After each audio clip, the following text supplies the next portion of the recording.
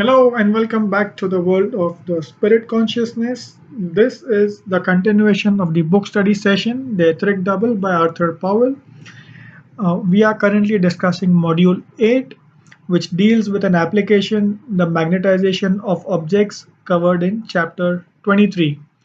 This particular video deals with three topics from that particular book: magnetism in everyday life, demagnetization, and application of magnetization in churches through rituals. So we've already discussed the introduction, the examples of physical objects that absorb magnetism, and we have discussed talismans. Now we speak about magnetism in everyday life. So it is important to note that the physical matter in humans is in very close contact with the astral and mental bodies. Hence, a rough or improper physical vehicle is a reflection of the similar condition in the corresponding vehicles.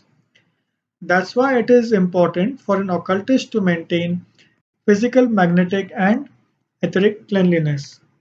An experienced occultist cultivates the habit and practice of feeling positive magnetic influences in objects which pass on from him or her to other people. For example, in letters, books, presents. The book goes on to say this example: a typed letter can also be infused with powerful magnetism by a single effort of will. And he goes on to say that a consciously charged letter can have a much more impact than a handwritten letter, which also becomes unconsciously charged by someone who is not aware of such possibilities. Now, coming to demagnetization.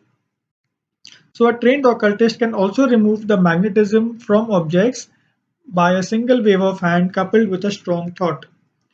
So, demagnetizing objects this way can remove the external magnetization which has been imprinted on them, but their internal magnetization will still remain. For example, dead flesh naturally has bad vibrations which cannot be eliminated even by cooking. So we saw in the earlier slide about demagnetization by a trained occultist. So in other cases, demagnetization of rooms may also be affected by the burning of incense or pastils or by sprinkling water. However, these substances would first need to be magnetized in the way you make talismans. Coming to the last section of this particular module, application of magnetization in churches through rituals.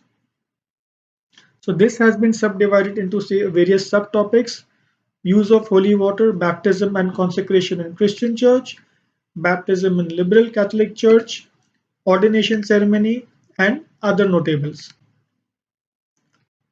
So the use of holy water. So according to the directions of the Roman Rite, it is apparent that the priest must first exorcise the salt and water to free them from negative energies.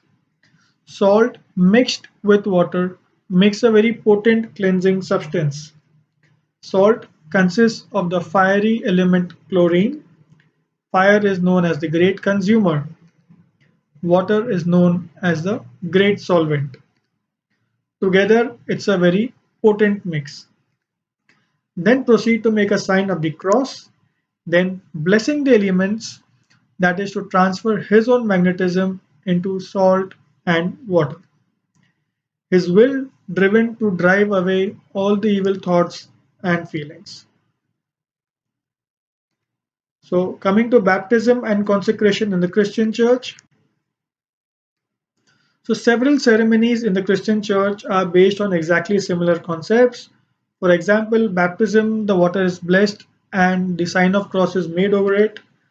It's used in the consecration of the churches, burial grounds, vessels of the altar, the vestments or robes of priests, bells and incense, and in the ordination of priests.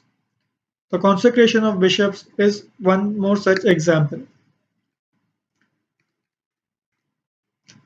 Now, baptism in the liberal Catholic Church.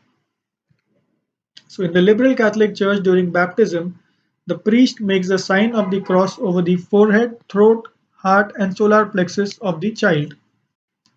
The desired impact of opening these chakrams is that they enlarge possibly to the size of the crown piece and start glowing and whirling similar to how it happens in adults.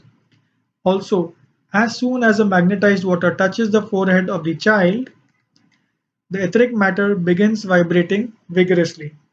It triggers the brain and via the pituitary body impacts the astral body, which in turn impacts the mental body. So, coming to ordination ceremony, so the ordination ceremony of the priest is aimed at clearing the pathway between the higher principles and the physical brain. The blessing that is received rushes into the etheric brain and is expected to pass through the pituitary body, the latter being known to be the nearest connection of the dense physical, etheric, and astral body. The head of the bishop is anointed with chrism to activate the Brahmarandra chakram, which is the same as the crown chakra, also known as the Sahasrara. Hence, instead of a saucer-like formation, it transforms into a protruding cone-like structure as is witnessed in Lord Buddha's statues. So other examples are the ordination of the cleric, which is mainly aimed at working on the etheric body. For the doorkeeper, it is on the astral body, and for the reader or the lecturer, it is on the mental body. For the exorcist, on the causal body. Ordination helps an exorcist to make his healing powers stronger. So other notables. So the wine consumed during the Eucharist has an extremely strong impact on the higher astral levels. Also, the water radiates even with etheric vibrations.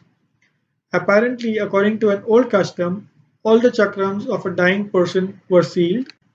This was done to prevent negative influences from taking control over the deceased body and using it for negative purposes like evil magic.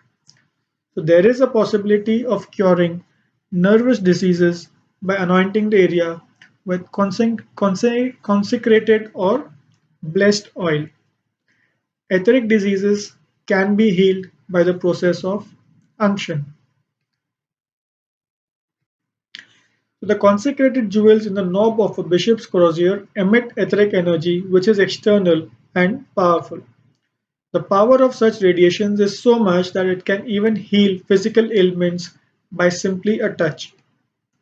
So in the Middle Ages, alchemists would make use of similar processes to utilize magnetic swords, drugs, etc.